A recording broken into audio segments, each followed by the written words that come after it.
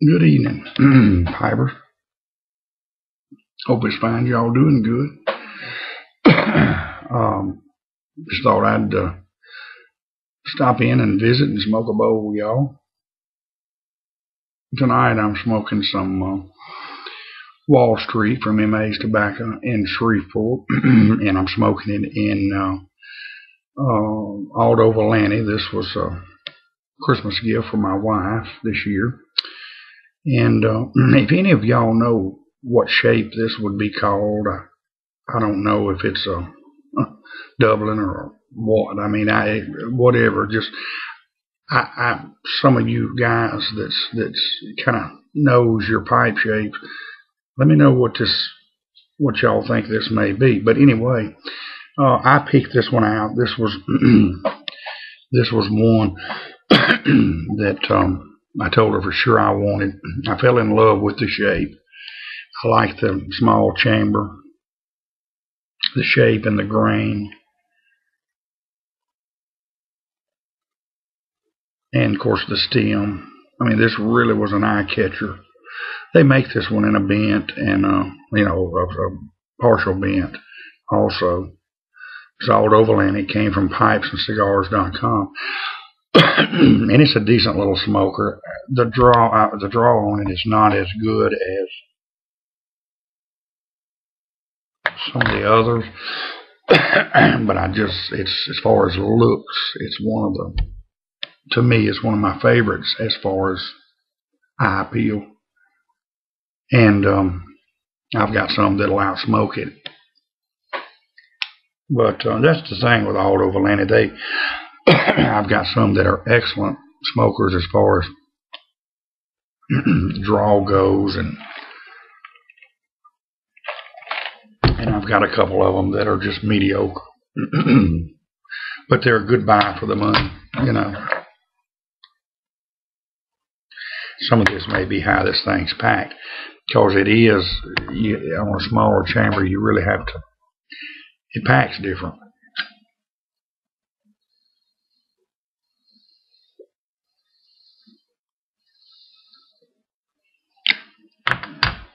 I want to send out an unspoken prayer request for a fellow piper, and I'm not going to divulge his name or the issues that he's dealing with right now, but he's a friend to all of us, and just going through a certain time of year, some painful memories come up. So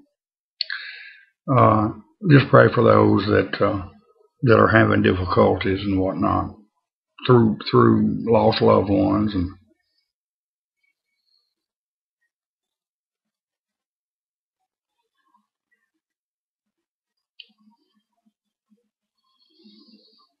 I've been watching Little Golden Girls tonight. They got Frasier coming on after. Excuse me, I have coughed the last two videos, but doggone cold and mess this time of year. But the medicine I take makes me hoarse at times too, and I got to ask him about that. And plus, if I do a lot of talking, and y'all know I like to talk, so.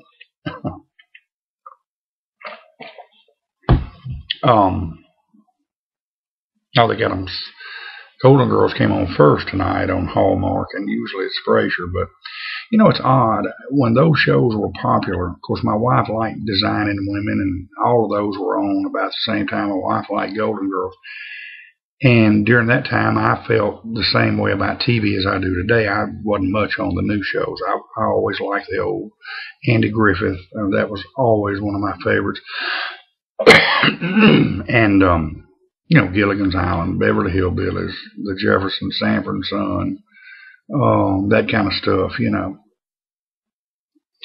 But about 10 years ago, I started watching The Golden Girls and just fell in love with them. Of course, I've seen every episode. Well, about 8 or 9 months ago, and Emily loves The Golden Girls, we started tuning in to Frasier. It would come on first, and I just absolutely have really got into the Frasers and haven't nowhere near seen them all, but I like all the cast is good. Niles is one of my favorite on there, but it's, like I say, in today's, as far as sitcoms go, I don't care for many. In today's, what's current and what's new, and Emily, believe it or not, at 7 years old, has discovered reruns of Gilligan's Island, and she's really gotten into that. Now, a lot of the shows she watched because I watched, and got into them, like the Golden Girls and Frasier.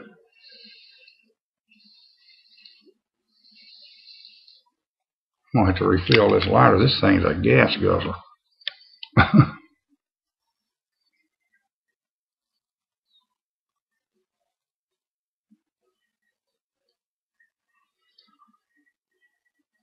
Played Farm Simulator some today. I've really limited my time on it because I'm telling y'all, it is an absolute amazing game.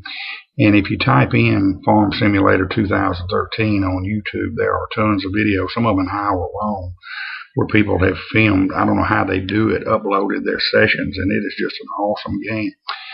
But it will dominate your time. I mean, it's that addictive. So I really had to start watching it, but I know y'all get tired of hearing about it, but it's truly enjoyable, and it's kind of a farm simulator community here. It's really a hard game to figure out, but there's a lot of instructional videos on YouTube.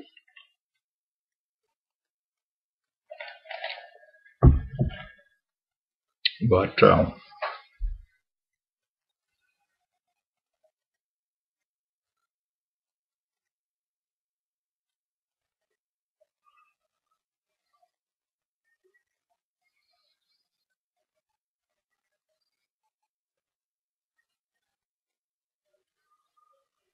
this Wall Street is really a terrific blend. My mom is supposed to go to Dallas this coming up weekend. There's a couple things. She may not make it this weekend, but she's supposed to go, and I've got some Wall Street that I promised to several people, and I'm gonna get some. And since I'm out, so if she goes, if not, it'll be the next. But I'm pretty sure she's going this coming up weekend, and then we're fixing to go to Baton Rouge in the next couple of weeks and help our son. New Orleans, help our son move to Baton Rouge, and so I'm gonna make a trip probably to Don Juan's, and it's gonna be a fast trip. Time we visit with him and get him moved, but I'm gonna try to make a quick trip by Don Juan's and re-up on some Havana honey and go back around to Bayou Tobacco, re-up on some Tiger Blend and some Jackson. Pappy, I'm gonna send you a couple of ounces of that to try. I know you want to try, and your wife's from Jackson Parish, and that's who it's named after. He's got them named after a lot of the parishes in Louisiana. And Ouachita, which is where I live, is a doggone cherry blend.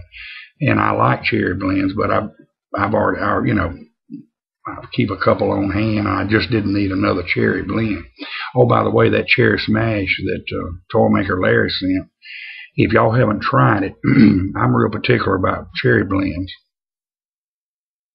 I kind of stick to the Six Kings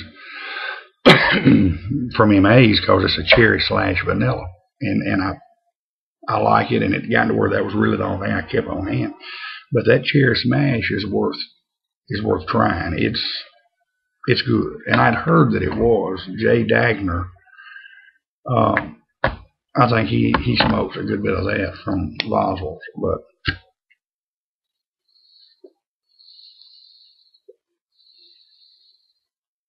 if you're looking for just a good straight cherry, yeah, it's good, and I'll probably reorder that one and just go to keeping 2 cherries on hand. Because cherry, like I've said before, cherry's like a good old bologna sandwich. I don't eat bologna a lot, but when I get to craving it, bologna is one of those things when you crave it, won't nothing else do. And yeah. And that's when you get to craving a cherry. It won't nothing fit the bill. And I'll smoke a bowl or two, and I'm good for a couple, 3 weeks, you know. Same way with my bologna sandwich. Oh, Pint Pappy, you asked me the other day, or yesterday on that video I did on the drive home. I was talking about bass fishing. He asked was I going to use crankbaits or plastics, and I may throw a crankbait, and I'm probably going to go in the next 10 days or 2 weeks, because I really look for the big ones to go ahead and start laying those, bedding those eggs, but they're sure enough big females. But over the next, like I say, in February, it ought to be hot. But I'm going to probably, like I say, I may throw a crank, but little shallow diving crank, and I've got, I've got some little baby minuses that'll just get 6 inches, but now that would be for the ones that are sure enough in the shallows. And I don't know how big, the big ones may not, I don't know. The big females, big hogs, but probably I'm going to use a moccasin colored culprit worm. Probably about a 4.5 inch, 4 inch, whatever. Or a lizard, plastic lizard.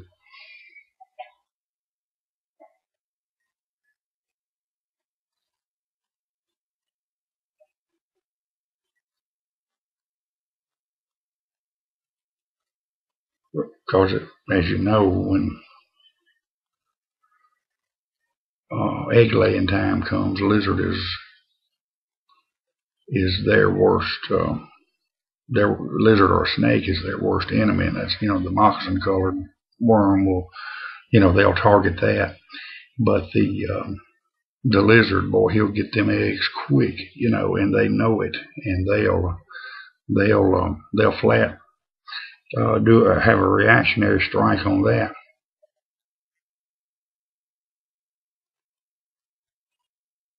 But and then of course when the females lay those eggs, they're gonna cut out and head out. They're gonna try to re-up, and they're gonna be so traumatized, and they go back and try to get themselves fed up and healed up.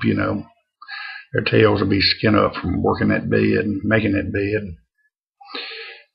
Then the males come in and guard the eggs. Of course, as soon as they're born, the female will come back and run him off, because he'll start eating them.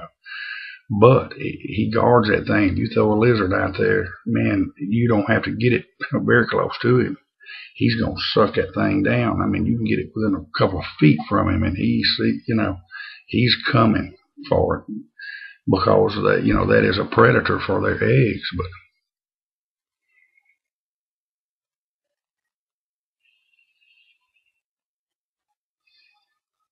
I went up to had a meeting with a Boy Scout director up at Boy Scout camp up in Union Parish today. It's a 1,600-acre beautiful place. Been years since I've been up there. Matter of fact, my wife and I have been married 31 years. 32 years ago, we went to a deal. Somebody we knew was having an awards deal there, and we went. We were dating, and that's where I got my first kiss from my wife. And it'd been that long since I'd been there, and it's. But anyway, they're not going to open their mess hall. They got in March. They got a deal coming up 2 weekends. Dads and scouts and moms and scouts, and then they may, I think, a third one was the family weekend. But they want me to set the food trailer up and.